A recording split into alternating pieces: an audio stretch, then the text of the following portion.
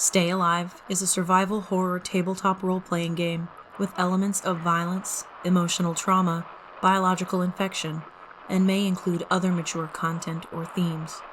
Viewer discretion is advised.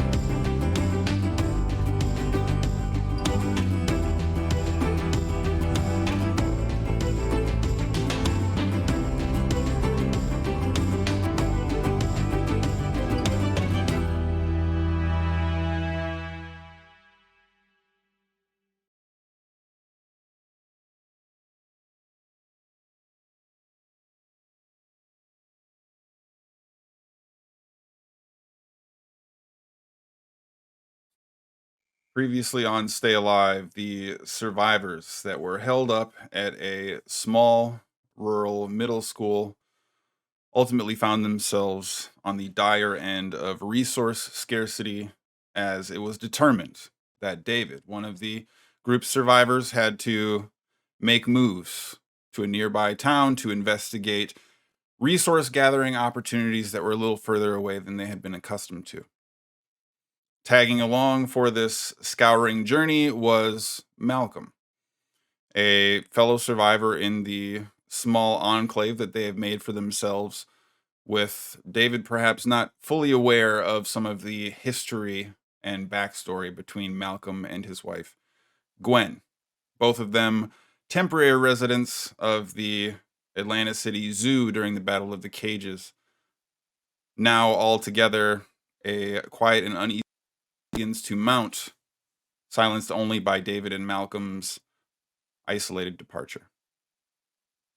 However, before their full-fledged trip beyond, David, Julius, and Adrian all encountered an individual by the name of Isaac, a leader of sorts from a religious group nearby that seemed to reflect on the virus as a gauge or litmus test for who was worthy, who was chosen, and use the virus as a tool to make determinations to that end.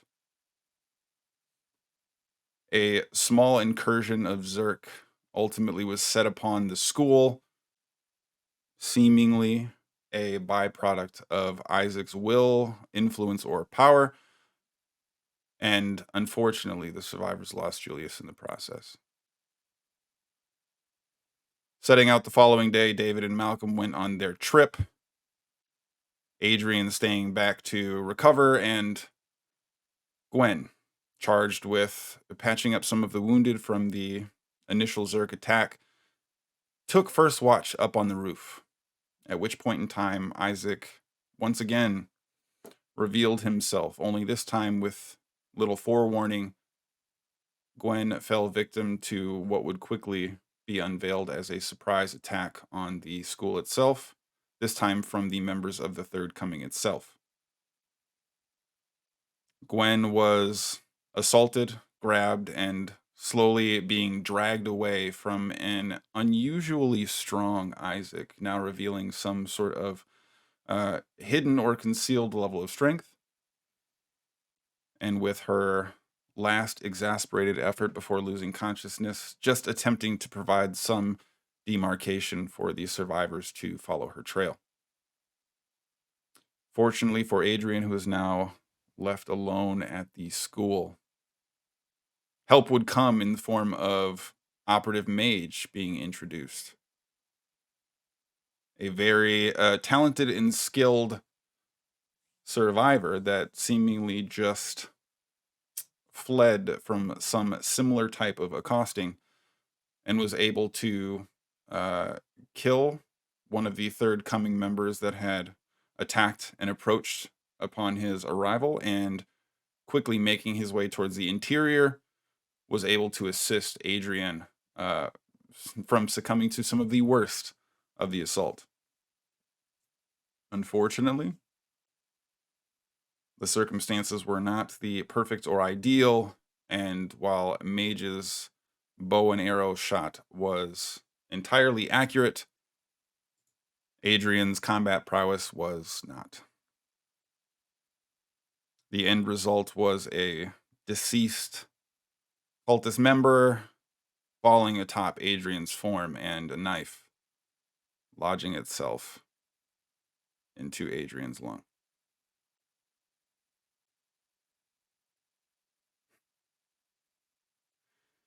Mage, with you now standing over Adrian's wilting form and a pool of blood gathering around your feet and her body, gasping for air and unable to utter long stretches of words, the time for you to act is now. What happens next?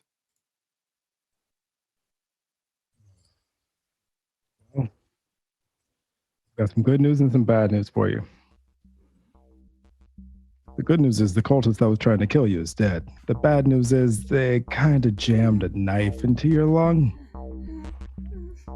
So we're just gonna try to patch you up as best we can out here. Y'all got a doctor? We got a medic? Medic anywhere? Doctor? Gwen. All right. Gwen, The hallways you have are a Gwen. devoid Okay. of movement. No Gwens here. All right. All right, let's just take a little peek here. Ooh, that's a lot. All right. Well, let's see what we can do. All right. Just focus on me. That's what people tell you, right? Yeah. All right. And I'm going to try to apply some first aid. Mage, make an effort to utilize your first aid, please. As we now have a hype Well train prepared. going. Going to be doing that well prepared. This will be well prepared, yep. And logistics specialist. Okay. But okay.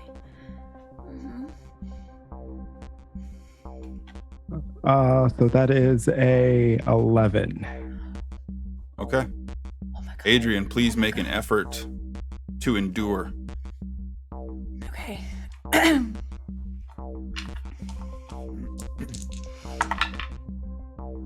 That'll be a 8. Okay. Using the high-end emergency triage kit that you have stored on your person as an operative. And Adrian, a surprisingly willing and capable participant in this rather field-style pseudo-surgery, you find yourself extracting the shiv. It is then, though, you realize that the handle itself is this patchwork of rolled tape and completely rusty and decayed metal with a certain aspect of jaggedness to it that appears to be very not purposeful, almost an organic type of withering on this blade. The entirety of it stained and dirty. Mage, I'd also like for you to please make an effort to notice. Ow. That's an 8. Some of the crudiness, some of the additional lingering sediment that appears to be on the blade looks much like dried blood. Ooh, you're up on your tetanus shots, right? Don't worry about it. I'm sure this is totally sanitary. We just keep working. Yep. Hey, yeah, you're doing great. Am Mage, I? Yeah. please make an effort to utilize your first aid. Well prepared again, please. Copy that. That is another 11.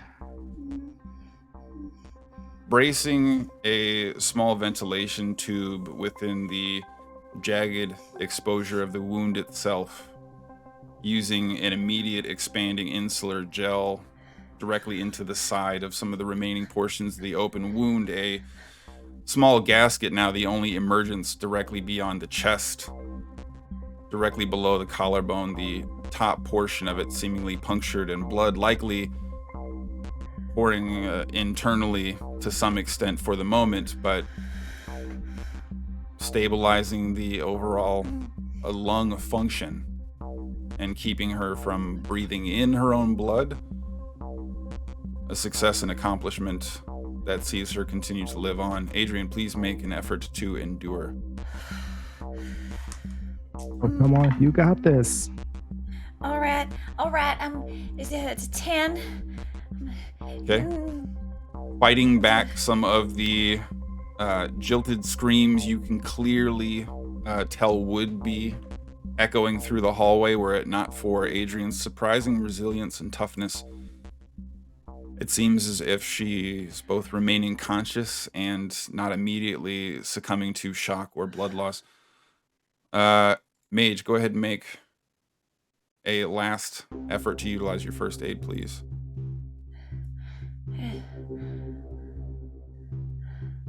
Just rolled another 11. That is really weird. There's only so many combinations of 2 dice that you can roll. But yeah. Adrian, please make an effort to endure. All right. Oh, I'm just getting better and better. That's gonna be a 14.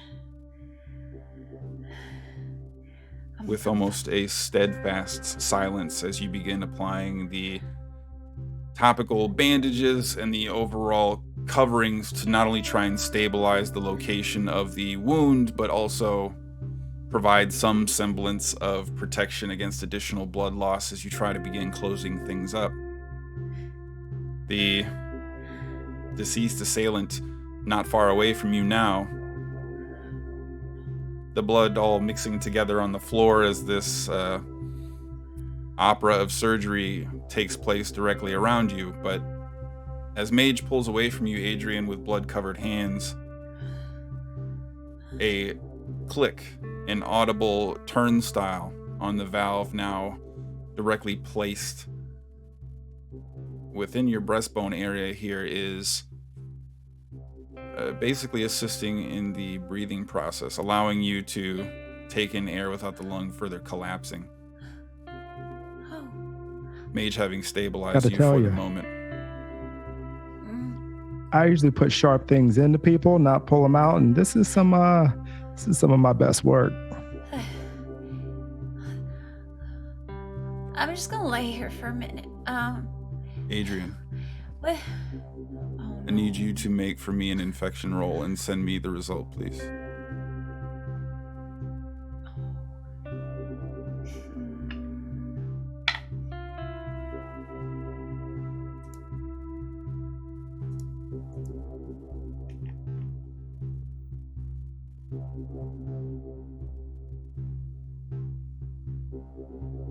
Okay. Mage, satisfied with your work, and Adrian all together stable for the moment, at least. Very, very slowly, through pained and concerted efforts, Adrian almost attempts to rise, giving a little bit of life back before ultimately succumbing to the natural conclusion of being assaulted in such a way. So, how about we put Adrian? you in one of these rooms? All of your brawling and fitness efforts will be made out of desperation. and you're going to have a -2 to your physique, grit, and deafness until you are healed.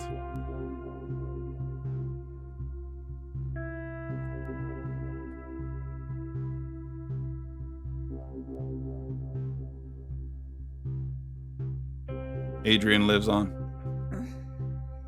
You feel your lungs filling with air yet again and finding yourself with more voice to give rise to your thoughts. What would either of you like to do? So, you said you had a Gwen, doctor of sorts. You know where I can find her? She should probably take a better look at you. And Yeah, also, she don't y'all was- have an agent here in this group with you? what? There should be another agent here. I believe you have an MI6 agent here or something like that. As you Julius? are having this conversation, Mage, you hear almost as if hidden or concealed from behind Adrian. Adrian, you there? Adrian, go ahead and come in. Shit. Get the radio out. Is anyone there? Malcolm. Hi. Are you all right? There's a lot to discuss and talk about. How are things back there? Well, we're alive. All right. Hanging in there. Hey, are you alone right now? Well, I found a new friend. He kind of came and helped with some not so friends. Is everything all right? No, not really. But we're alive. Are y'all headed back? Not quite sure how to say this, Adrian, but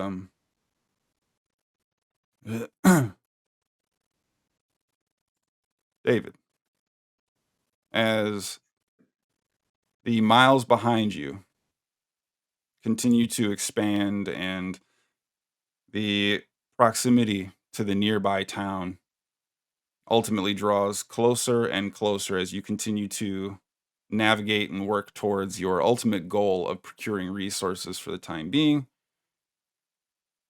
there's a lot of marching silence between you and Malcolm for the most part. A couple loose attempts at conversation, small talk, nothing of immediate consequence.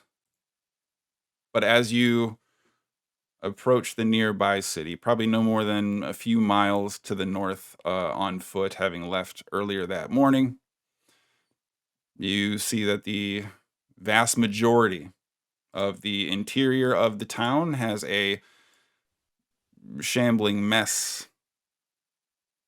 Very loose, not densely populated, not particularly concerning in terms of overall volume, but very much high presence of Zerk in the area.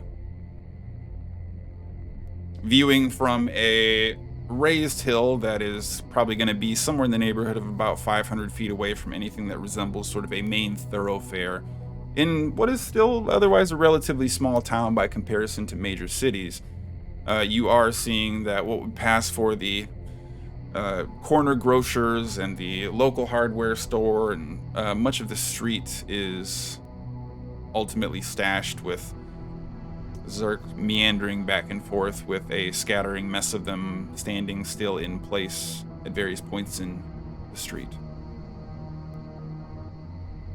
Malcolm turns to you, holding the shotgun tight to his chest.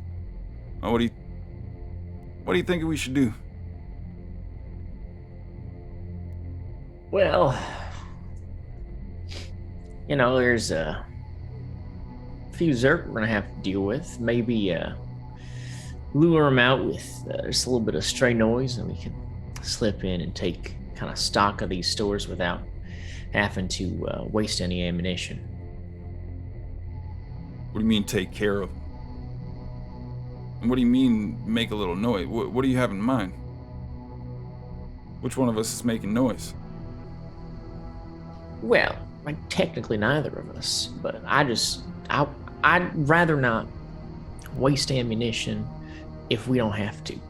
If we can slip in behind their backs, get everything we need and get out, that's easy. So gonna kind of just look around, maybe on the ground nearby, see if I can find like an empty aluminum can or you know, an old bottle or can of some sort of soda, something that I can throw that's gonna clatter a little bit, Sure.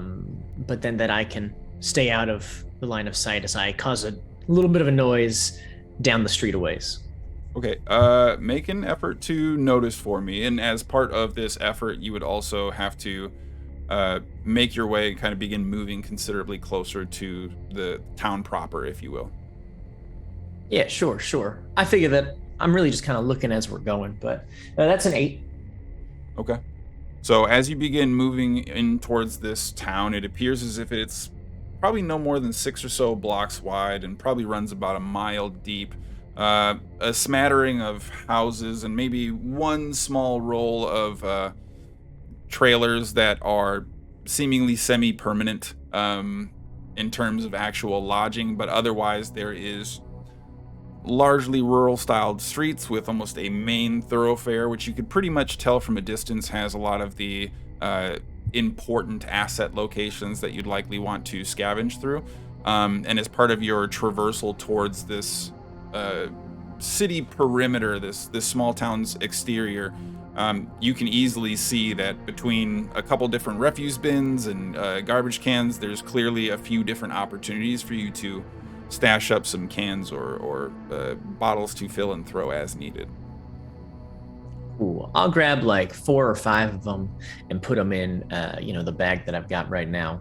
And then, I think maybe I'll just take a moment and turn back.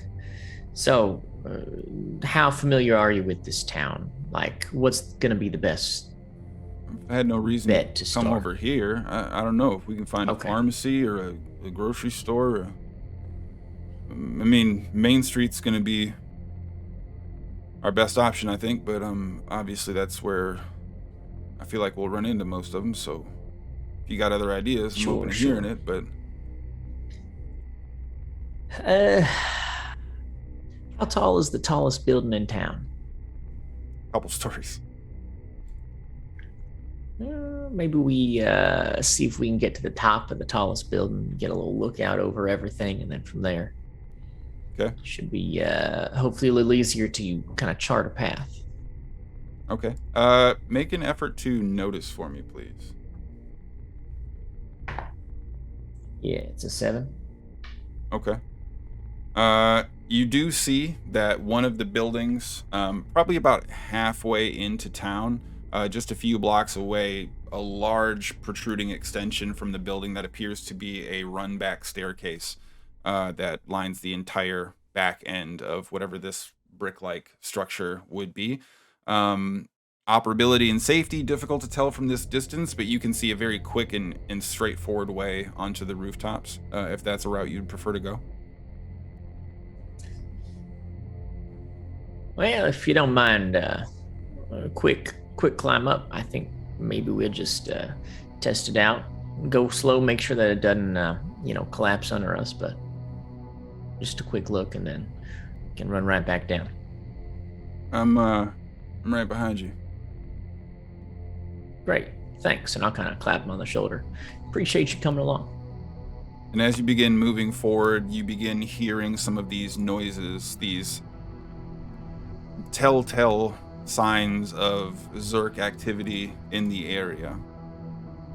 Not anything that necessarily stands out to you as being unusual, especially now at this point, I think with David having a fair bit of experience with what that sounds like and what that feels like. but I would like for you to please make an effort to utilize your grace to navigate quietly. Yeah, it's a 3. Okay. So as you begin navigating in towards the town, you traverse past the first block, the immediate transition point between where the road extends out and would take you back towards the school as needed, disappearing into a bit of windy forest behind where the rural edge stops, and the surprisingly and almost off-puttingly straight lines of the town's city streets. Largely uneventful immediately in there, but as you quickly go to stop, a Zerk moving in one of the crossways directly in front of you, you find yourself bumped aggressively in the back as Malcolm's foot kicks a can forward that goes dinging into the roadway in front, shoving you out, almost knocking you to the ground directly in front of this Zerk in the alleyway. There's nothing that immediately triggers as its head and neck are arched directly away from you. Doesn't appear to be paying attention or otherwise aware of your presence. And as it turns back, you can see about half of its face missing. It looks at you almost with some vague sense of recognition. Face decayed and weathered, stripped away. You and Malcolm almost frozen in this deer in headlights, but ready to go one way or the other, before you see it almost shut down as if it's gone dormant, losing the life that it has and going limp, shrugging and standing like a silo in place. You immediately see Malcolm raise the shotgun towards the Zerk. What the fuck? David, what the fuck is this? And I'm gonna roll away after kind of motioning for him not to fire and to be quiet. I'm gonna just kind of like grip my rifle in front of me as I like just roll like 3 full rotations away from this thing before I slowly step to my feet. And as Malcolm follows your lead and takes a couple half steps back, both of you pressed up against the edge of a building at this point. What the fuck was that, David? What the fuck is that? I have no earthly idea. And that is why, if it doesn't seem to want to attack us, we're not going to attack it. What? Why wouldn't it attack, David? I don't know. Maybe it's nocturnal. Nocturnal? Like a spider monkey or Any kind of creature that doesn't do stuff during... I don't know. Why? I've never seen a spider monkey during the day, but these things are just all... Look, I don't understand, like, the physiology behind these creatures. Why are the rest of them still walking not... around? What the fuck is going on here, David? That sounds like a great question to talk about when we are not in the middle of the street. Let's get where we're going. And I'm going to continue to lead away from here towards our destination. Moving forward, the Zerk in question still has this lilted posture. Completely unmoving, though, as you begin to quickly try and cross the street, doesn't seem to immediately react. David, I'd like you to make an effort to notice for me, please. Sure. That's a 5. Okay. In your expedited pace, in your obvious off-put concern, it's difficult to really draw any details, and Malcolm's hand sort of pushing directly forward to try and make sure there's this baby elephant style caravan of the pair of you moving forward. The chest, arms, shoulder, neck, or what's left of it, and at least a portion of the head appear to have this yellowish beige, almost clay-like sort of tint to it. And rather than being organic and fleshy feeling, you could swear you saw some of the skin almost lufting off as part of the breeze as you ran by. The Zerk remaining entirely motionless at this point in time. Malcolm, expediting your departure from the area with the hand on your back, continuing to push forward until you ultimately reach what is now revealed to be a repurposed fire escape, probably not designed or meant to work as part of this building. A large white steel back door offers no specific indications as to what this building was meant to serve a purpose for, but ultimately sees a relatively clear pathway up to the top of the roof. All right, well, let's climb on up, get a look around, and hopefully we can start to grab supplies and get out of here before too long. I don't know if that thing, it's gonna stay like that or not, but it seems like we should probably not wait around to find out. When you say stay like that, David, what is that? That appears to be a Zerk that is standing still. Does that mean that it is dormant? Maybe. Does it mean that it's going to attack us at some point? Who knows? I have zero idea. And that is what makes this surprisingly exciting. Calm about all this. Hey, there was once a Zerk the size of the Incredible Hulk that just about killed me, so I'll take this any day of the week. Like from the movies? Yeah. How? How'd it get that big? I don't know. Did it Probably ate some eat a eggs lot or of some people, shit. or- I don't know. You could have eaten people. I didn't really stop to ask it. But I tell you what, though. That's why Julius was good, right? Julius took that thing on. He killed it. Julius killed one of them big things. Yeah. Maybe these things just aren't as dangerous as I thought. I think you're underestimating just how tough Julius was. Well, a lot of good being tough did him.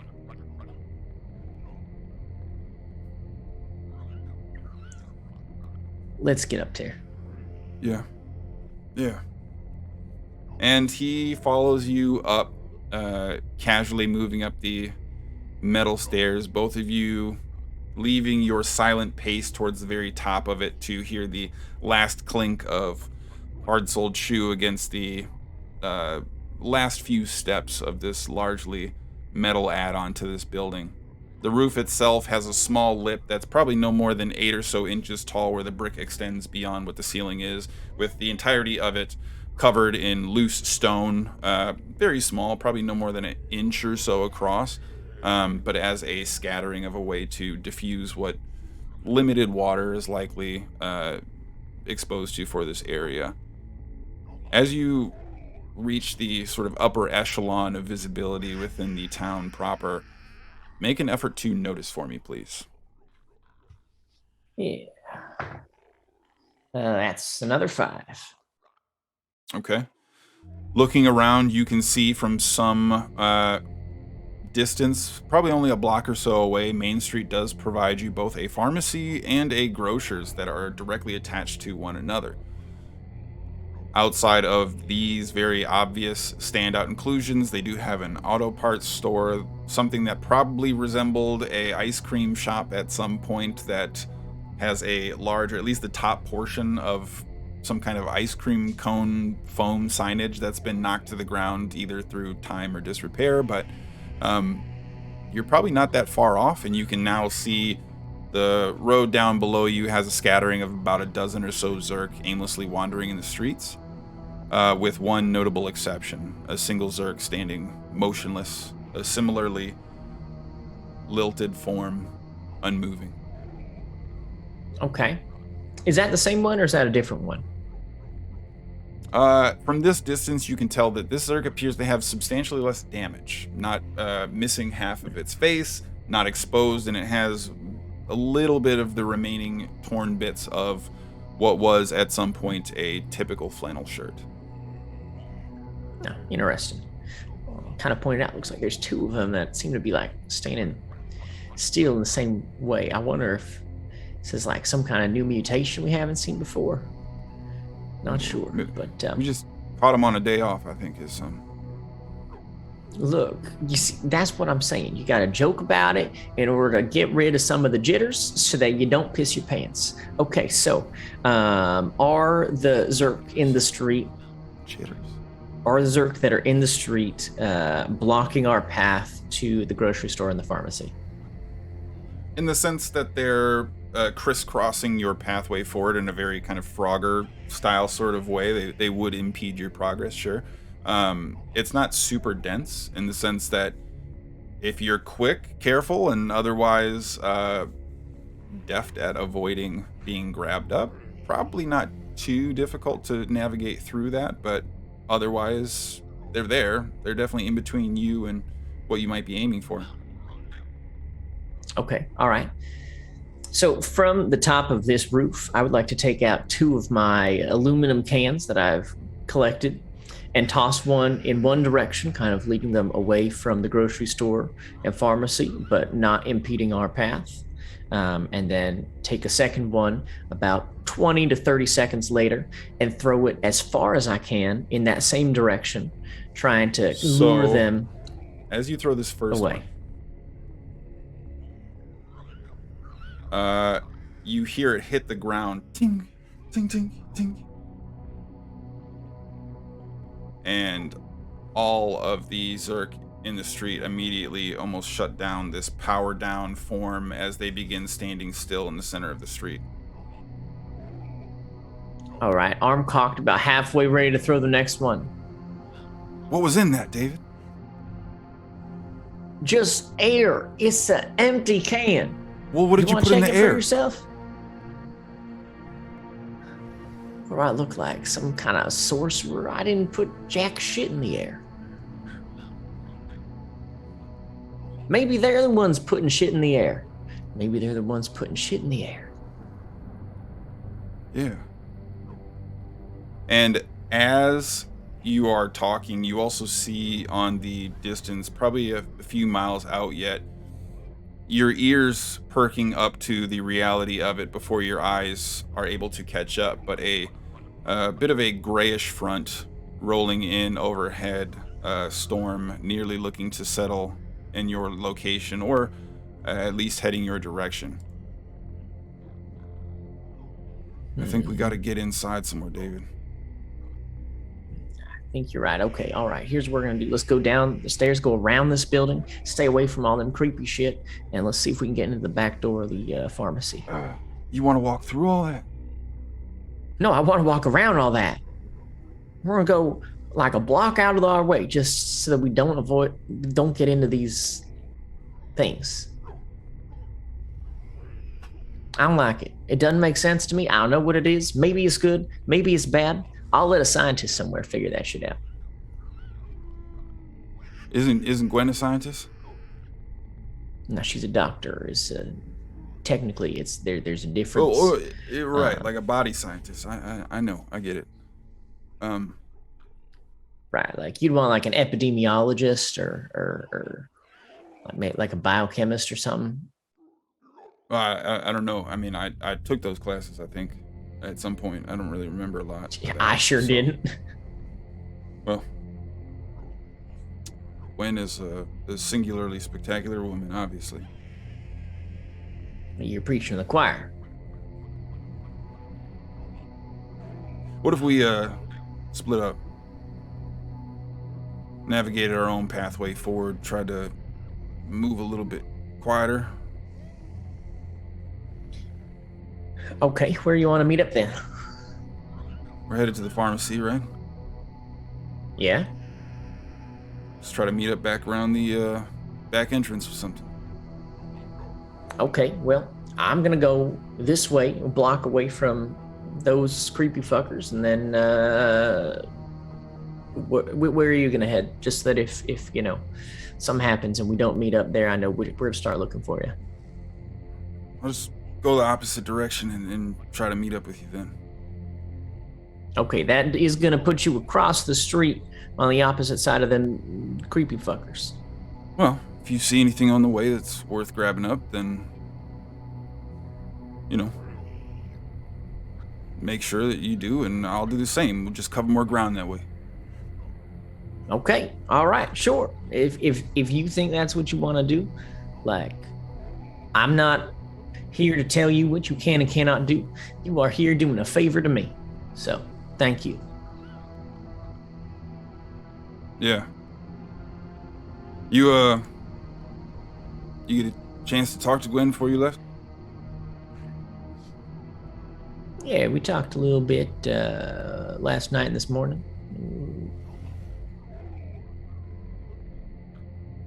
Just quick, things to do. Didn't want to keep you waiting. I understand that. Nobody wants to keep anybody waiting, right? It's the times we live in now.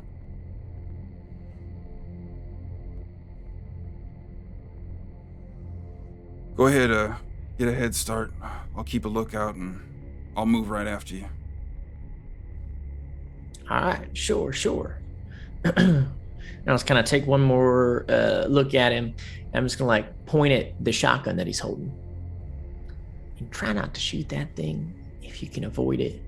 It brings them all right to you. Only if I absolutely need to. Sure. All right. See you in about 15, 20 minutes. And I'll kind of check the watch on my wrist, then lead the way down the stairs.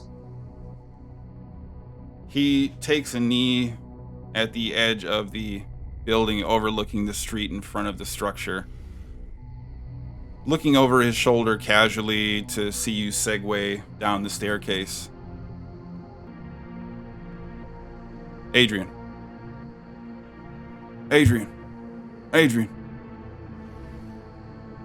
How's everything going there? Malcolm, are you all right? There's... Hey, are you alone?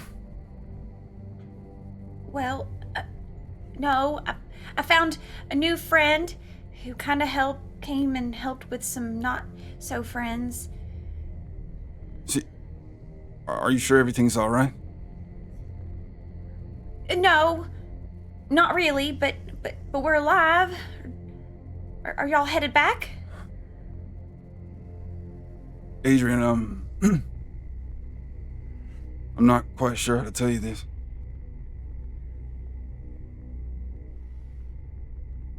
David didn't make it. I'm sorry. Couldn't be helped.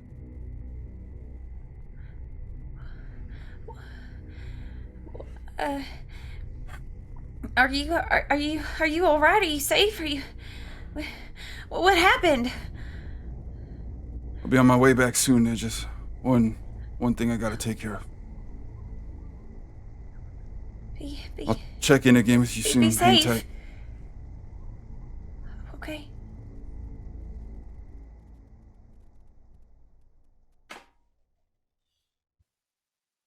Gwen.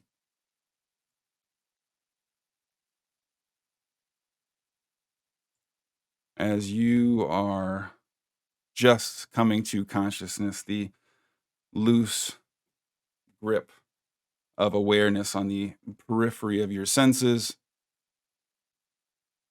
you ultimately awaken to find your fingers cold, numb, this aching sense of pain in your wrists, a throbbing headache.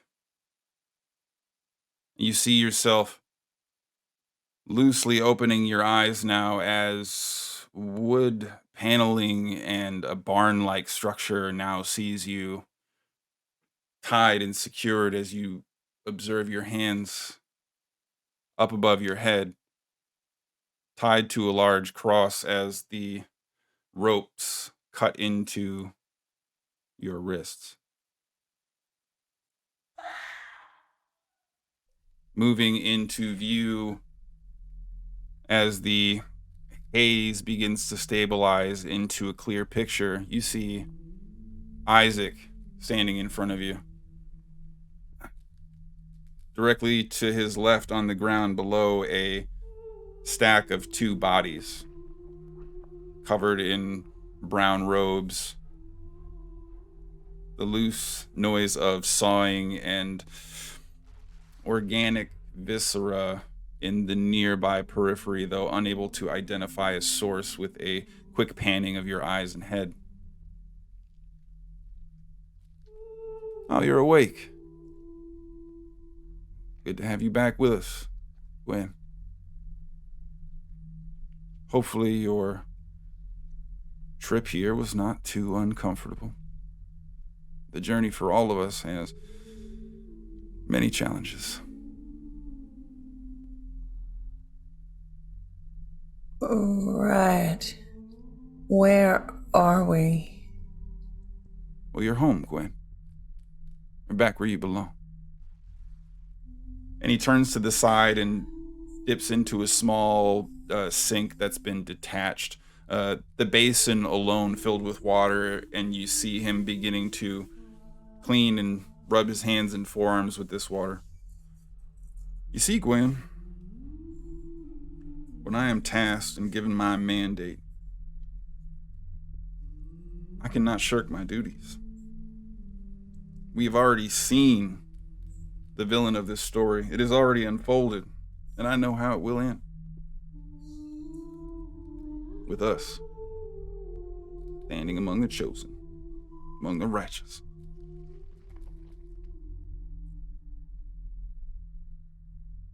I see. This is a vision that you see often, or It's not a vision, Gwen. To know the truth is not to see, it is to feel. Right. So, I feel as if there is something about you. You came to me with open arms after our conflict.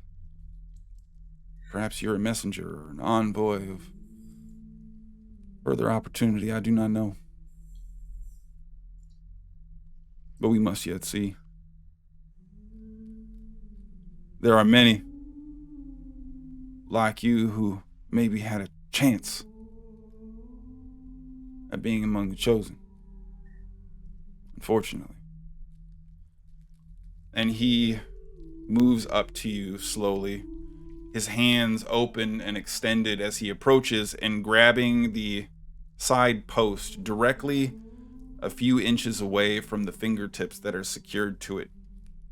You realize you're on something of a spindle as he begins turning and rotating you around. Bodies doubled over, individuals moving and writhing as if in extreme pain or discomfort in this open barnyard area with a vast collection of those dying or in the process of dying or perhaps recently deceased.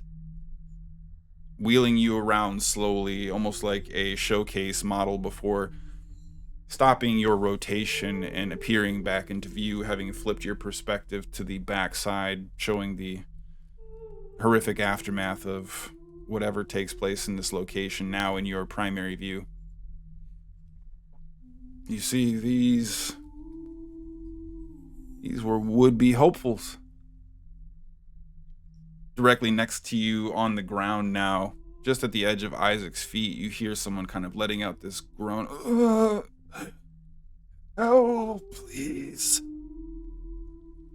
Seemingly nursing some kind of wound in their abdomen area. I weep for them, I do. to be cast out of God's grace. Cannot imagine such a pain. And I will weep for you if you are not among the chosen as well.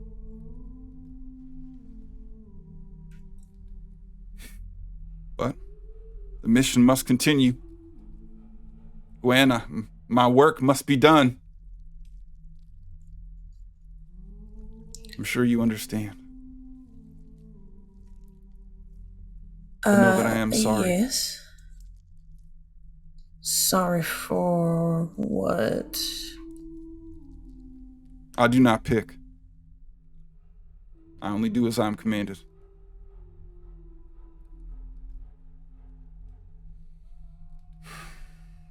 Finishing rolling up his sleeves higher and higher before moving towards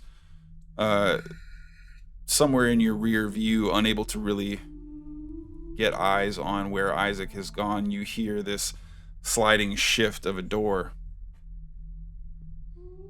Some hushed whispers. More organic viscera shifting about.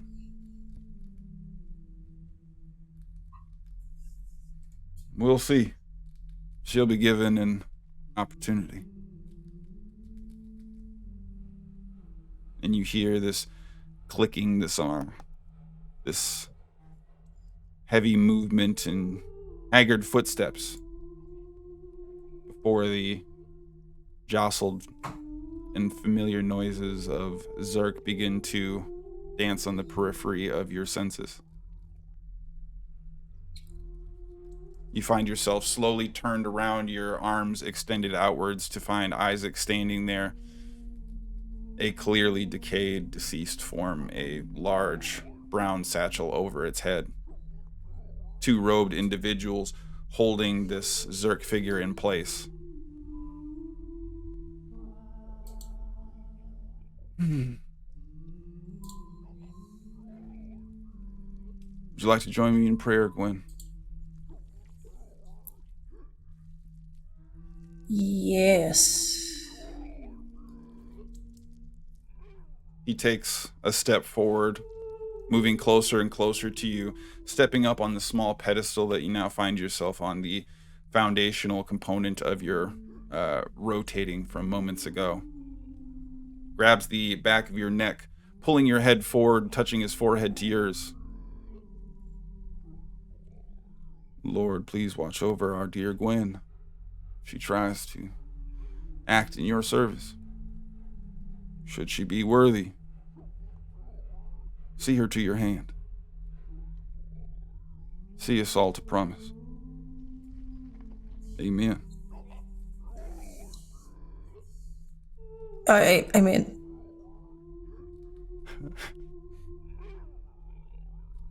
He then turns and begins to walk away from you, moving behind the Zerk, grabbing the bag from off of its head, snatching it off and revealing this grizzled Zerk now forcibly pointing your direction, resisting lunging forward only by the two robed individuals that seem to be holding it in place. What would you like to do? Wait. Question, Isaac. Question for you. If this trial is indeed God's will, then I should Judgment. meditate and pray first, right? I require 1 hour to commune To pray. with the Lord. Correct. Yes.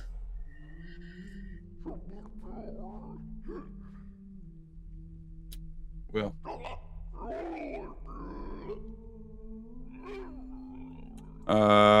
Gwen, please make an effort to utilize your diplomacy.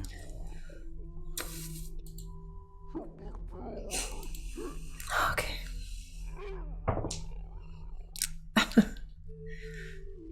is a -1.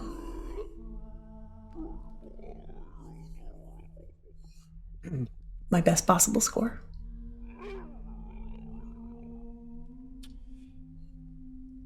I can appreciate you wanting to make peace.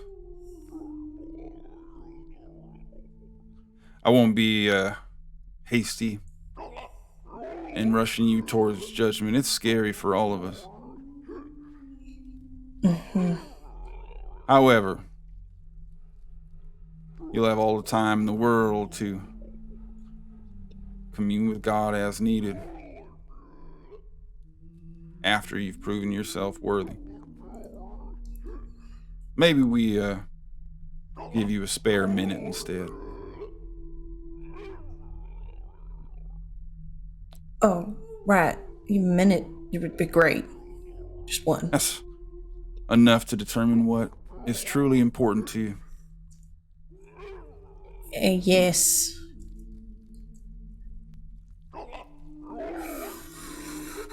And Okay. he slowly drapes the bag back over the Zerg's head, takes steps around the 2 third-coming cultists that are there, kneels on the ground directly in front of you, and seems to be engaging in his own form of silent prayer as well. would you Okay, like to do? well, yeah, if he seems busy, I am going to, I want to kind of turn away a little bit, and then I'm going to start pulling a few things out of my coat. Well, you are secured to this cross. You're still tied up. Okay, I thought my hands were tied in front of me. Okay, then, Isaac, what about getting me down from here? I don't feel that I'm in the. This is not true deference. I should be on my knees. Off of this. I would like to humble myself as much as possible. Perhaps there may be hope for you, yeah.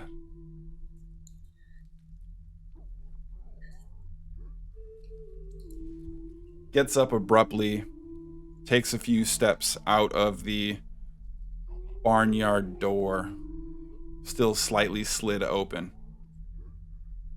Disappears for a brief moment and ultimately comes back in about a half second later. One clenched fist, one open. Reaches towards your waistband with one hand, sort of tucking his fingers just within behind the front button. Let's not have you act like a sinner now. And then pulls the gun out that he had slid into your pants, opening the chamber and opening the other hand before sliding a single round into it. And spinning the barrel. Goes towards one wrap, undoes it. Goes towards the other, undoes it. Cocks back the hammer and holds the gun towards you. Your protection begins now.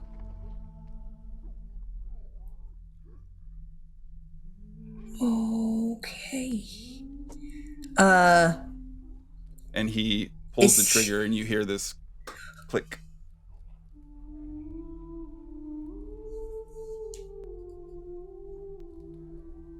What would you like to do? Okay. So what is he doing after that happens? Is he continuing to kind of hold that stance over me? Yes, he recocks the pistol and doesn't seem to move.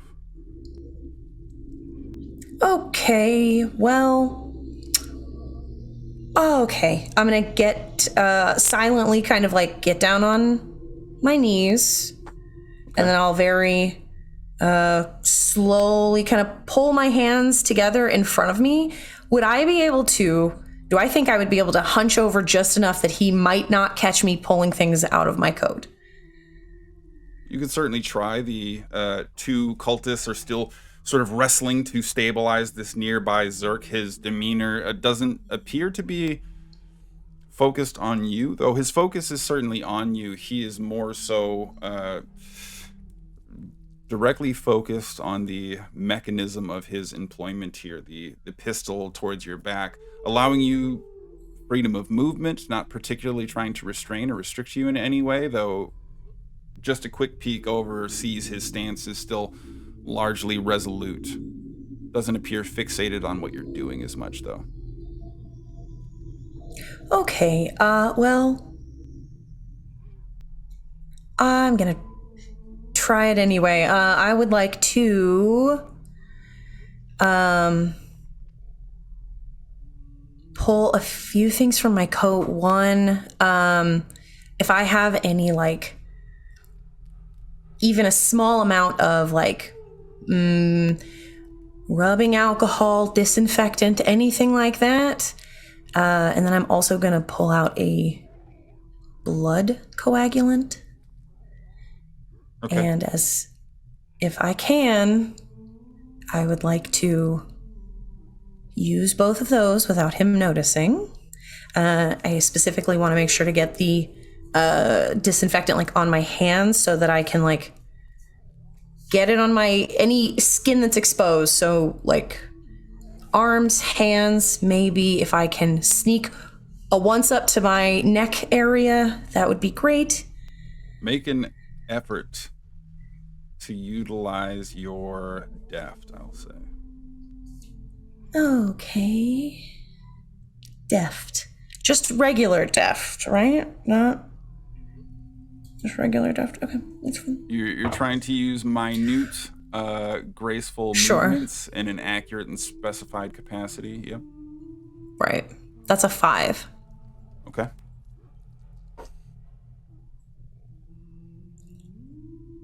As you begin putting some of this disinfectant on your forearms, you hear the revolver. I'm also behind you praying. click again. Okay. The Lord has favored you so far.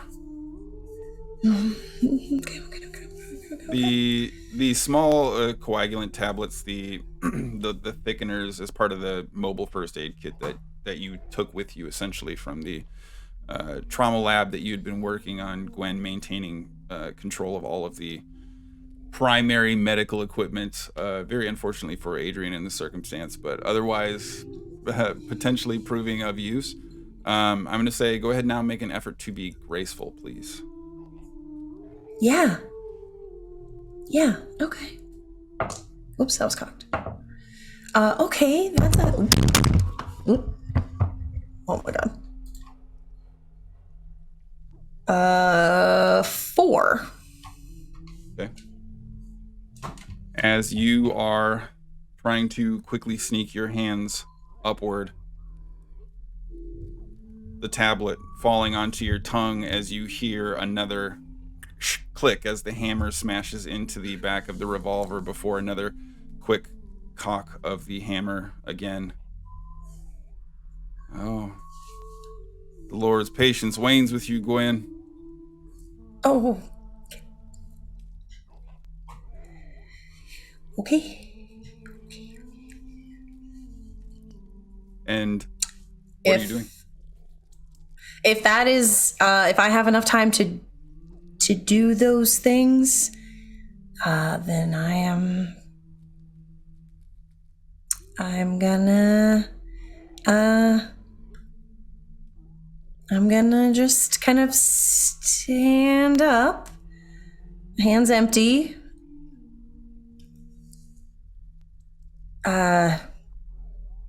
What do you need me to do now?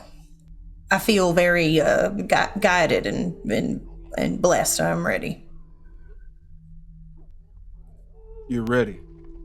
Are you sure? Well, none of us are ever truly ready for the Lord's grace. We can only get as close as we can. I agree. Yeah. So what do you think, Gwen? And Isaac now raises the pistol to face you. Do you have the Lord's grace with you today?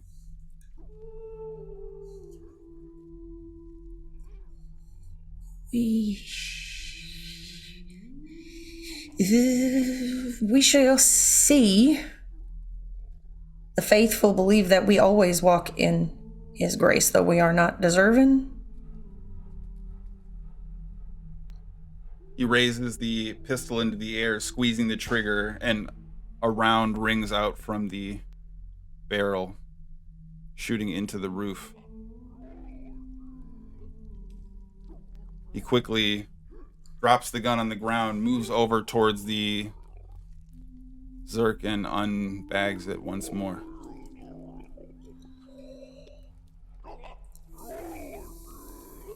Count yourself among those who have fallen and risen again. Find your love, grace, and future in the third coming of a new age.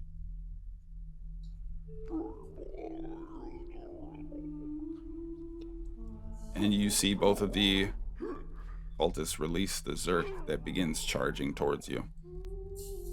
What would you like to do? Okay. Okay. I just can't let anything happen to my hands, so I'm gonna try to keep them low, but I don't want to punk out. I feel like I'm doing pretty good. So I'm gonna try to just make this as cool. I want to try to like not die. So the Zerk immediately charges you. This fixation, the only thing of immediate note or quantifiable sensory sort of prey it can see. First, make an effort to brawl for me, please. Okay. Brawl. Okay. Yep. 2. Okay. So you find yourself quickly tackled and charged to the ground as this Zerk lay on top of you now, looking to grab at your face, almost biting directly within the field of your vision. What would you like to try and do? Okay. I'm gonna take a calculated risk and try to, I'm gonna, I don't even know. I'm gonna try to curl up, right? I'm gonna try to like pull my legs between myself and this creature and create a little distance. So I don't know if I doubt I can push it off, but I want to like get him away from me as much as possible. Put my legs between. I'd rather you take my leg than my hand, so. Okay. Make an effort to utilize your fitness, please. Okay. Fitness. Okay. A 2 again. Just. At this point, as you move to push this Zerk up and away from you, the inside of your leg slipping off of its decaying skin, the abdomen almost falling away as its weight pushes past and through the attempted guard, the upper portion of the form landing just below the center of your chest. And as it grabs on, you feel these bony, decayed fingers ultimately digging into both sides of your body and a piercing sting in your abdomen.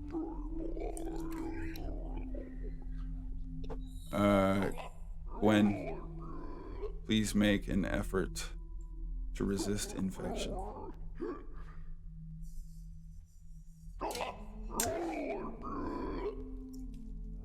That's the D4, right? Is this D6. the dreaded? Okay. 5. Okay. As soon as you feel a portion of your form lifted from the rest of you as the teeth close around the site of the wound, two of these cultists quickly grabbing the arms of this Zerk, pulling it backwards, the bag falling over its head again. Your abdomen bleeding, the light colors of your shirt now washing away to the red that is beginning to coat the now crimson staining around the periphery of your clothing. Isaac, just coming down into view, crouching, elbows resting on his knees to stare at you in the face. Don't lose faith.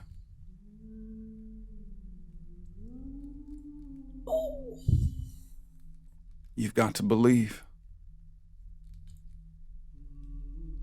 And he stands up and he begins turning towards the door. The Zerk wrestled out by these cultists. Isaac stopping to turn back and look at you before you see the barn door close behind you. The circumstance of the many still on the ground around you now revealed, as you find yourself among their many number.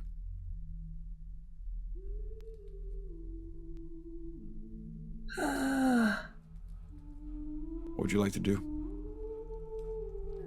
Okay, well, if I'm alone now with just these dying people, I'm gonna try to crawl back up onto some either elevated wherever I was before, or some elevated place. I don't want them around me, and I'm gonna, as best as I can, try to triage myself with what I've got. Make an effort to utilize your first aid. Because you have the remaining pieces of the first aid kit, I'll say that you're well prepared for this as well.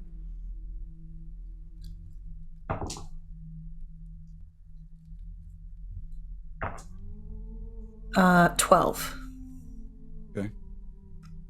Ultimately trying to stem the flow of blood, the coagulant working its way through your system sees clotting begin to emerge quickly on the edge, the fringe work of this rather unclean and jagged bite mark.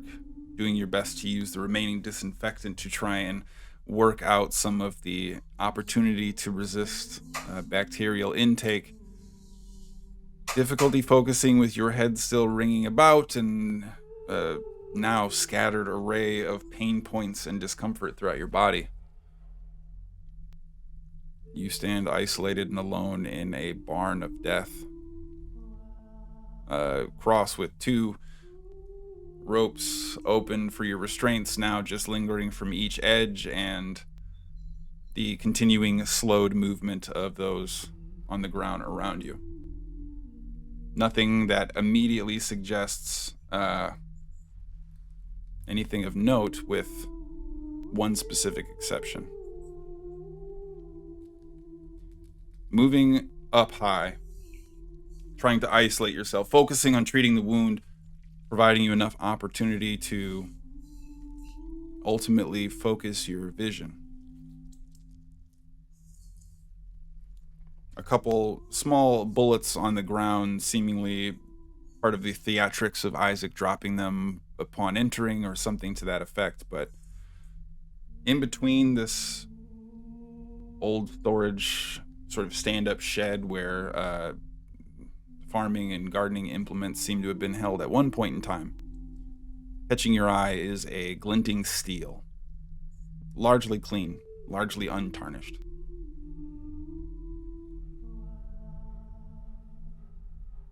Moving slightly that direction just to get the overall outline of it, the silhouette of a large magazine stands out to you immediately as the barrel of a long rifle emerges. Seemingly much more compact than the bulldozer that David was provided.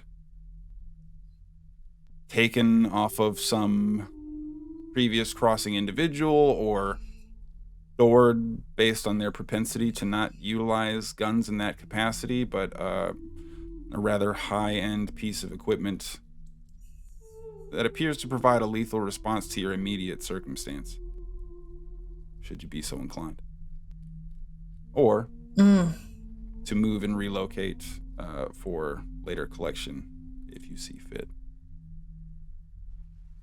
As you ponder your opportunities, options, and circumstance, especially with the wound still exposed, Adrian,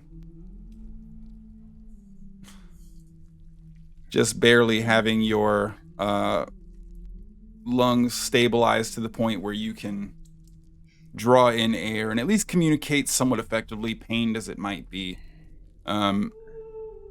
Mage sees you to a little bit of a separated area, trying to assist to give you some brief moment semblance as you hear Malcolm going on the walkie when he tells you that David didn't make it. Do you have anything you would like to do? I'm assuming Mage is still nearby. Assisting you probably walk and move around, yeah. Yeah. We need to find Gwen. I mean, we already needed to find Gwen. We really need to find Gwen.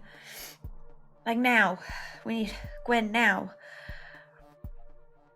Gwen! Is anybody else come out,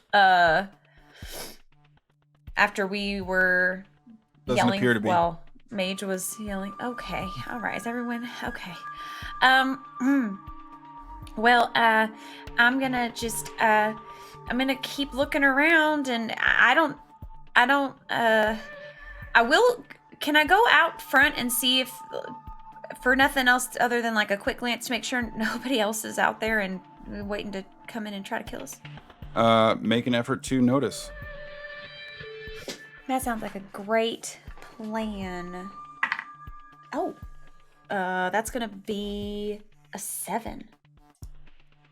Okay. And Mage, what would you like to do during this time?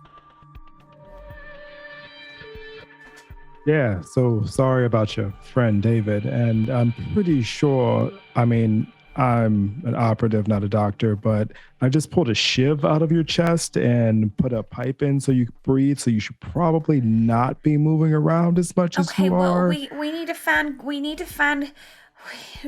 Gwen, so Yeah, well, you said that, I said that.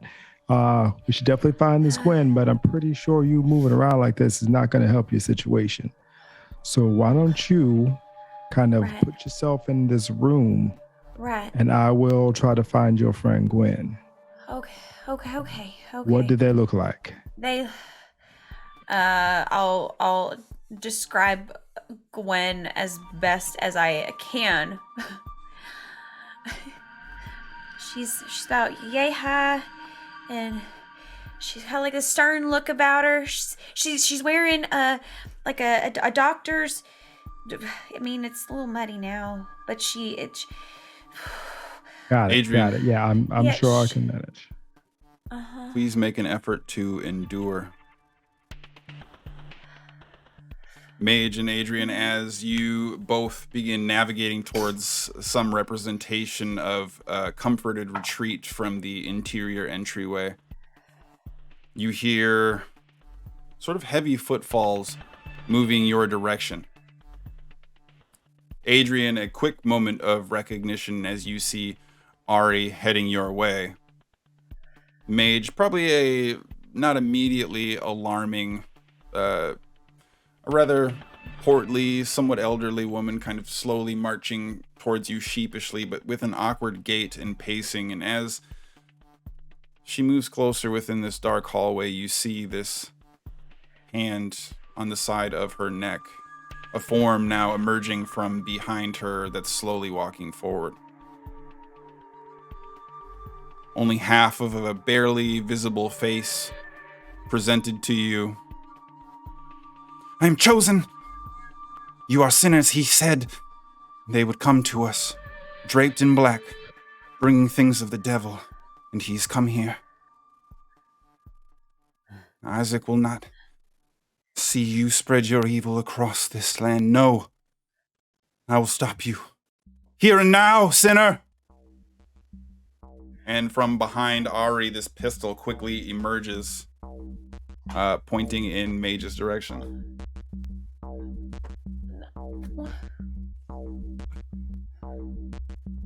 A quick shot ringing out that is jostled and startled Ari, seeing the periphery appearance of this pistol scaring and jostling her to the extent that her shoulder lifts up just enough to bump the elbow as you see a quick bullet ricochet off of one of the interior lockers among the row. You have but a split second to provide some type of reactionary effort. What would you like to do, Mage? Can I take my tactical knife, draw it, and try to, as carefully as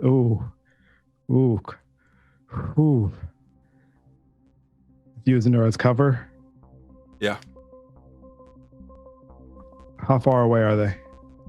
Probably 15 or so feet when they finally emerge into the light and draw their weapon. The area that they are exposing is extremely limited, but it is an extremely vital area. Were you able to strike true, it would likely be to devastating effect, but it is a very small target.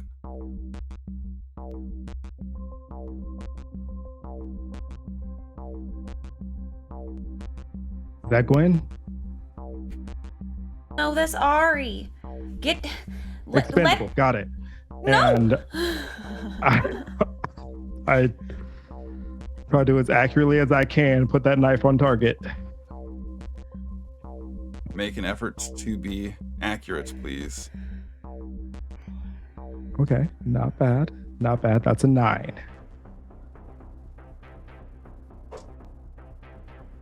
Okay, so as you quickly flip the knife, throw it towards the target, you see the entirety of the body recoil from the impact. The pistol in the grip quickly flying off of Ari's shoulder as the form rotates and flips around. Ari, this instinctual scream and jostle forward as she throws herself into the corner of the hallway, practically sliding towards your feet but at an off angle. And immediately this almost haggard form, eyes completely wide, the entirety of the nervous system going into a momentary shock as this slightly elderly feminine form turns around, the knife sort of protruding from just below the cheekbone, almost not paying any mind or attention to it as you see the pistol immediately again come up. Another round attempted to be squeezed off quickly. Ooh, hang on. I'm gonna say knife in the face is desperate. That seems Hope so. fair. So as the form tries to stabilize, another shot immediately rings off, this one cutting through and causing a whistle in the air to move by your head before the form staggered. The recoil of the punch almost throwing her off guard for a brief moment in time. There's a gap, an expanse of 15 feet between you. Ari now at about a middle point, trying to just tuck into the small corner as much as possible. Adrian, would you like to do anything with Mage having just finished throwing his blade? Can I say I picked up my pistol from when I lost half my lung? It's probably not unreasonable. You can make I don't know if I an effort to take a shot with that pistol if you'd like. Ooh. I'm gonna reach up. I don't have any shots left. I don't have any bullets. But I will raise it as though to shoot. Okay. Can I throw it at him? Can I throw it at him? You can make an effort to. I'll give you fitness or accuracy on that. I mean, ooh. Okay, yeah, we're doing. Okay. And okay, but it's still -2 because. 5. Okay. Throw my revolver. quickly hucking the revolver towards this form, able to sort of hit it in the chest. And while there's probably some immediate superficial damage done there, nothing that is so traumatic as to cause a immediate hindrance. Sure. I'm just trying to give Mage a chance to do something Lining up an additional shot towards Mage at this point in time. The hand quickly swinging back and forth between the perceived threat of Adrian, now brandishing an actual weapon, and Mage, who seemed to be something of a designated target to some extent. Mage, what would you like to try and do? Before they get a chance to get that shot off, do I have a chance to try to rush them?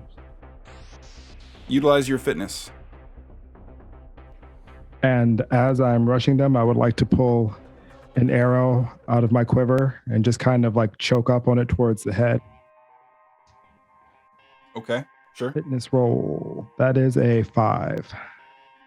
Okay, so quickly pushing towards the target.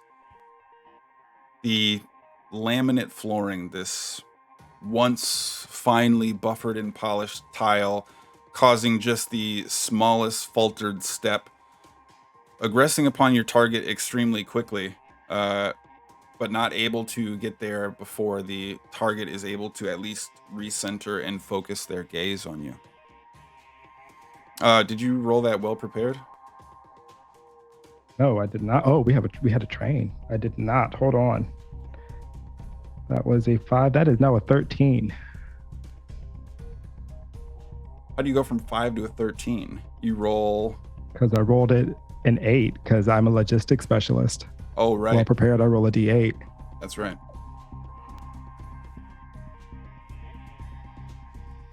Okay. I'll provide you an opportunity to take your follow-up effort before she's able to find the squeeze of the trigger. What would you like to try and do?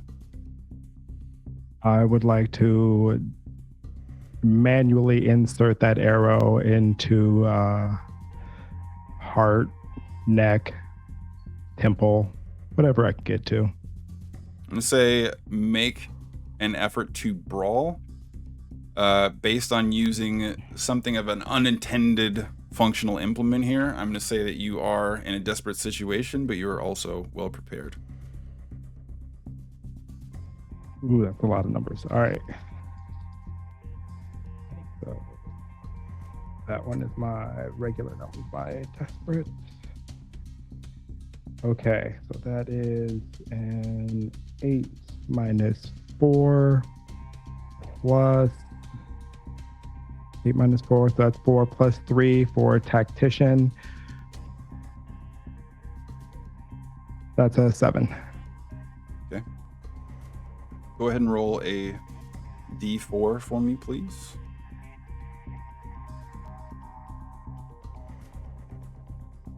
Okay, that's a 1. Okay. So as you lunge forward, the bladed edge of the arrowhead finding purchase directly underneath the jugular, a clean and true strike from your assaulting efforts, but not enough to find the deepness necessary to cause immediate death or to ultimately action some kind of permanent immobility for the moment. And on recoiling, both of you sort of smashing to the ground as this massive force seemingly takes her off of her feet, landing back in a full snow angel position, the hand errantly devoid of any attempt to focus or concentrate, a more of an instinctual response. You see the pistol wave before an immediate flash to follow. Mage and Adrian, both of you, please roll a d4.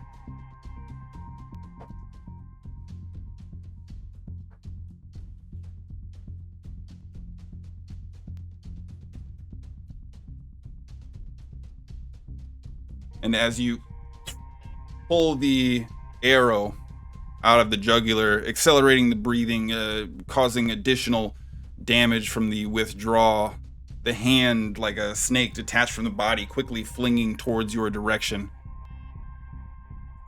This instinctual jerk reflexive defensive attack. And Adrian, as Mage is hunched over this form, probably not that dissimilar to how Mage originally found you in a very reversed situation. The darkness of the hallway is quickly illuminated for the briefest of moments as a shot rings out.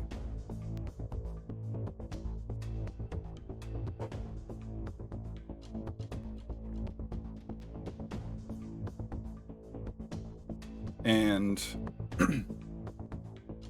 as you finish removing the arrow from this cultist, a slight chill begins to set in just off the side of your ribs as the periphery exterior of your vest has a hole through it, having just missed, causing a small flesh wound to skim across the exterior of your form.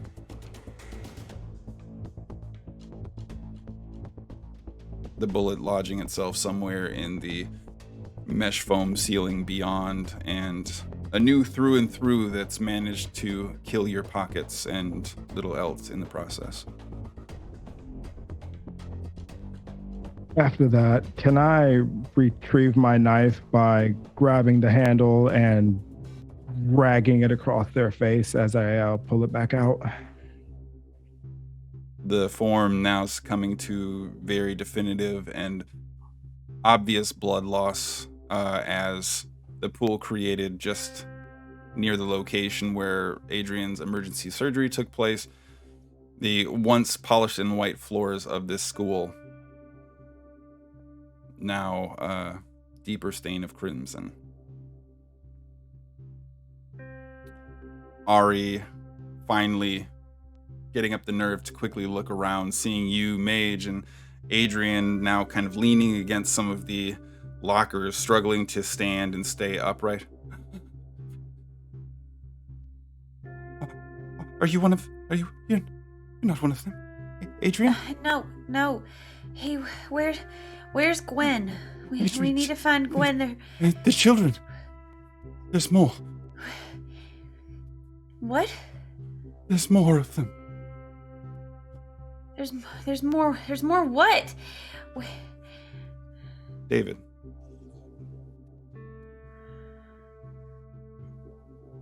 As you find yourself navigating through the city streets, the exposed open periphery now, teeming with some more of the Zerk that are slightly off-putting, but it's surprisingly quiet. The number of moving Zerk at this point now substantially diminished. Many of them taking this mannequin-esque form, as each street now resembles more of a bowling lane than a runway teeming with moving bodies as you'd seen moments before. You're able to navigate almost freely. Make an effort to utilize your deft, please.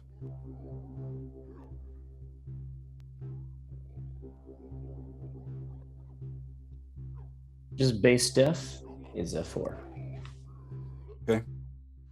Trying to take in your surroundings and trying to make sense of a lot of what's going on right now, not causing a definitive hindrance to your progress overall, but certainly each step forward being a little bit more off-putting than the one previous. And as you take your first cautious steps just to peer out, there are a couple Zerk that you can see, probably within the span of about 60 feet one direction and 60 feet the other, but the better part of a half dozen on each side of you now in the street holding still. The pharmacy a block ahead and a block down to what would be your west. What would you like to try and do?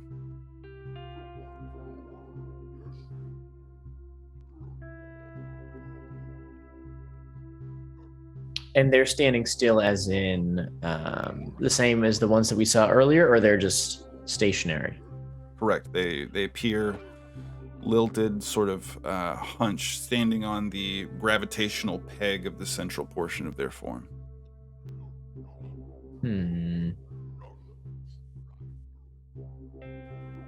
Okay. Is there a way for me to kind of circumnavigate this area, avoiding any of their lines of sight? You could probably navigate through. Go ahead and make an effort to notice for me, please. Since we Sure. just flash ended it there, we'll say that you can also be well prepared for this as well. Okay. Well, in that case, that's an 11. Okay. It seems as if just further in, what would be slightly to the sort of northern edge, some of the residential areas don't have quite as much foot traffic. And while you might have to navigate through some of these stationary Zerk, unless they have reflexes far faster than you've seen any have thus far, it's likely you'd be able to manage given their sparse density. All right. I would like to, then try to carefully navigate through this area without alerting any of them, making my way, continuing towards the pharmacy. Okay. Make an effort to utilize your grace, please. That is 8. So navigating forward, it seems as if you are devoid of immediate threat. You almost hear this hissing whisper from nearby. There's a brief moment of pause, and as you find yourself not entirely surrounded, but certainly overwhelmed with the sheer number of stationary Zerk in your periphery, you see one of them continuing to luft off this external set of skin that almost drifts, this floating, breeze-catching molting of sorts. I would like to hold my breath and pull my shirt up to cover my face and mouth as I continue forward. Okay. As you are continuing to navigate forward, from back the direction where you recently came, you hear a loud shot.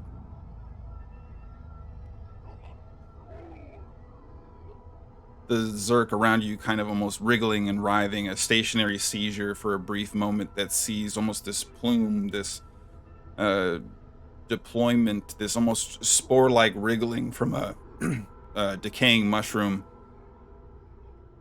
All of it seeming to float lightly on the air. Quickly looking back, you see Malcolm standing on top of the roof. One of his feet perched directly on top of the edge, the butt of the gun resting on the top of his bent leg, staring your direction. There's a brief moment of pause before you see him pull the trigger again.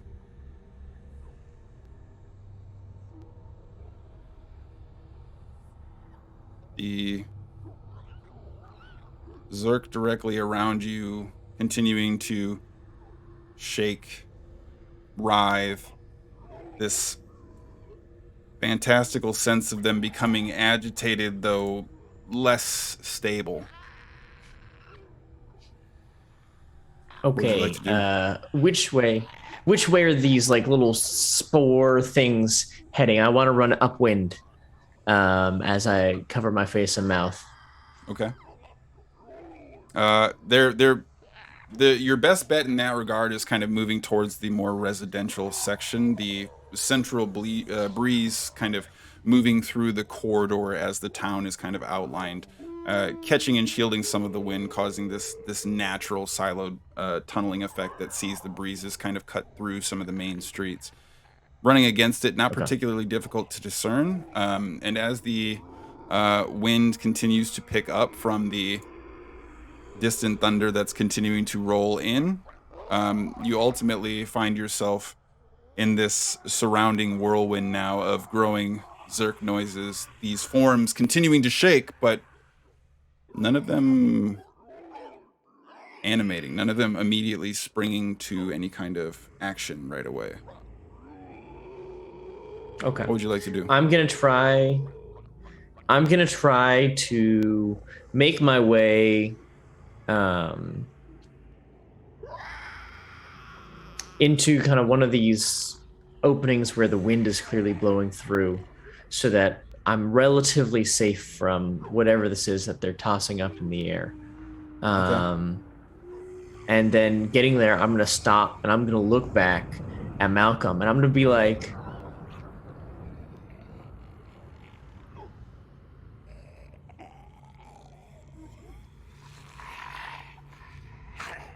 at this point, as you see some of the few Zerk that are animated beginning to draw attention to the moving form following the noise of the shotgun, probably a staggered distance of 25 and 40 feet between the two that are quickly moving your direction. Now, in no sense of ambiguity, you see Malcolm raise the gun up and begin pointing it at your direction. he's got a shotgun. I'm so fucking far away.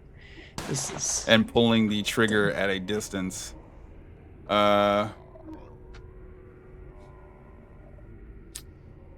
even have you roll, as you see a large scattering of what at this distance would be a spread out peppered shot that assails the wall directly behind you. Even at this distance, the large circle that it would be sees a nearby wall scattered with collected shot, perhaps only a small interior bearing cutting through the skin to prove that the sting at this distance still more than enough.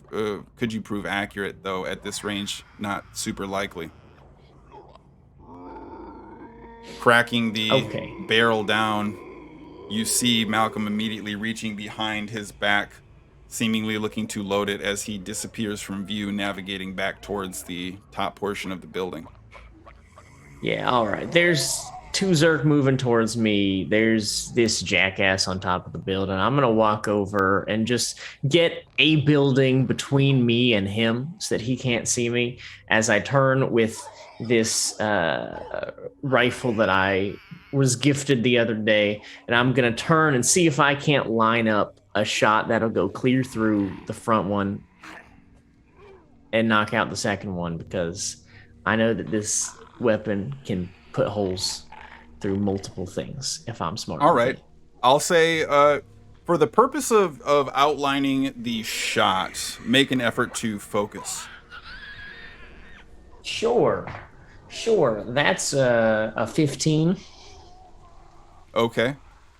Your now battle-hardened and grizzled perspective seeing you clear to task as the surrounding storm eventually begins to fall in, the air thickening with the additional moisture, the lufting shale of Zerk now behind you and perhaps subdued some with the rain, sees you able to move into a small clear, turn around quickly to line up your shot. Make an effort to be accurate, please.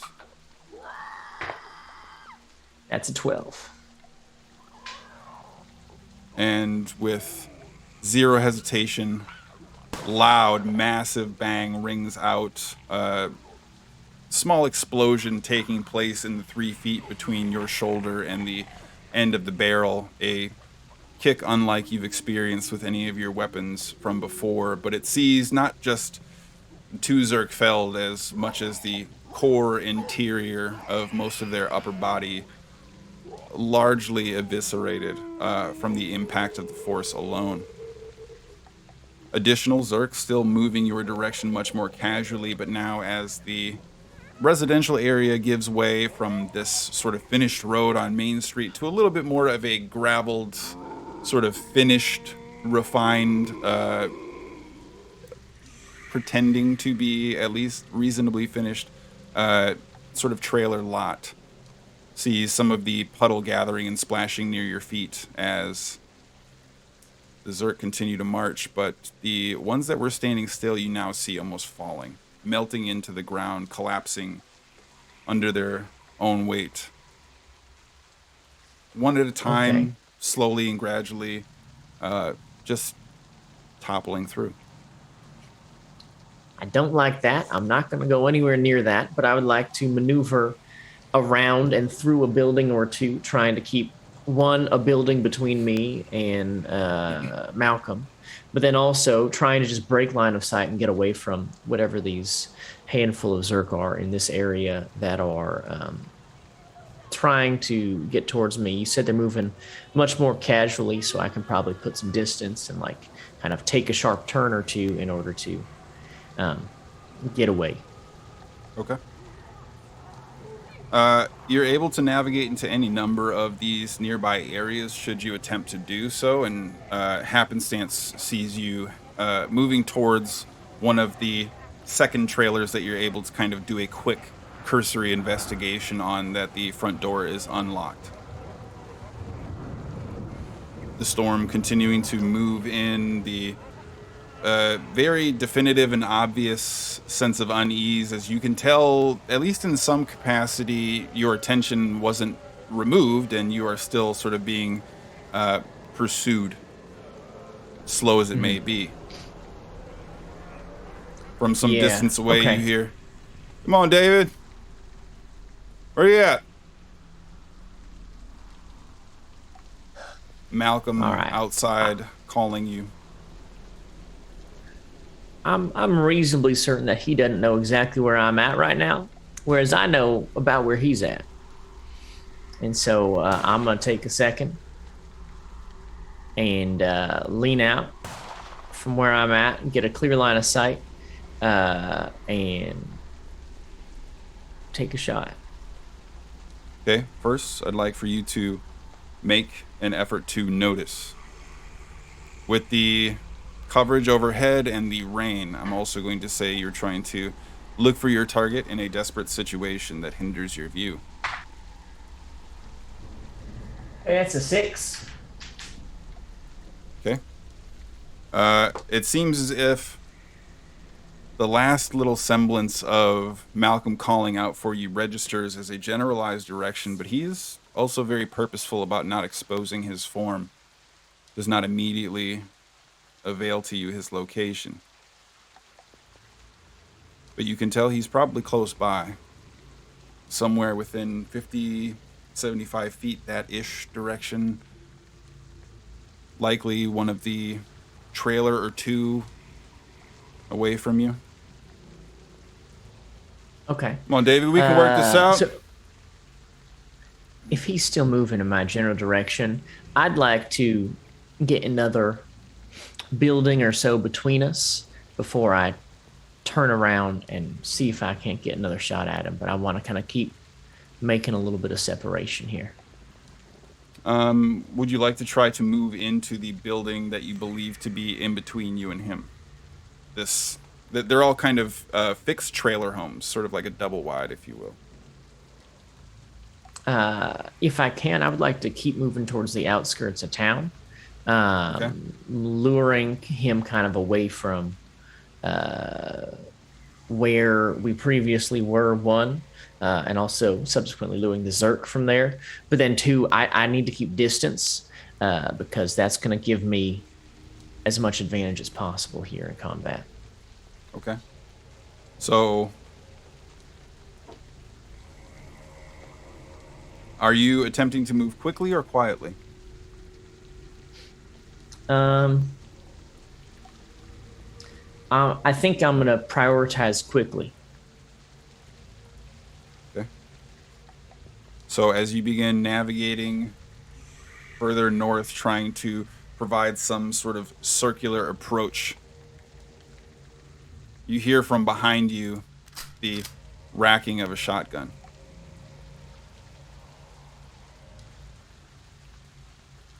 Okay. Who the fuck are you? I will.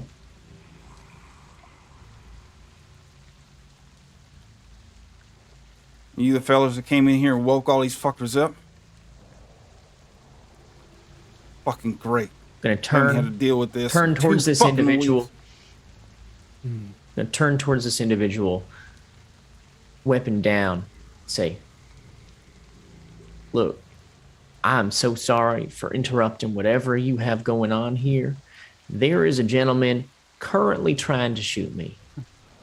From behind the sights of this shotgun, there are eyebrows of gray growing nearly out of control and slight liver spots that seem to suggest the silver fox of his age is harnessing a great deal of their effort to try and remain focused and angry at the same time. But otherwise, their form now beginning to ultimately wilt as the rain is also coating them. Wearing something in the form of a heavy green flannel, absorbing water rather than wicking it away, they already appear a little jittery and on edge. The fuck did you two have to come here? Every time you fucking come here, you're always running into fucking problems. God damn it. Last time I'm sorry. y'all came in here, we had to deal with the... Shit. I'm very sorry. Shut the fuck up. Hide. And you see him staring Sir, up towards hide. the sky as he drops the gun and begins to turn and run away from you.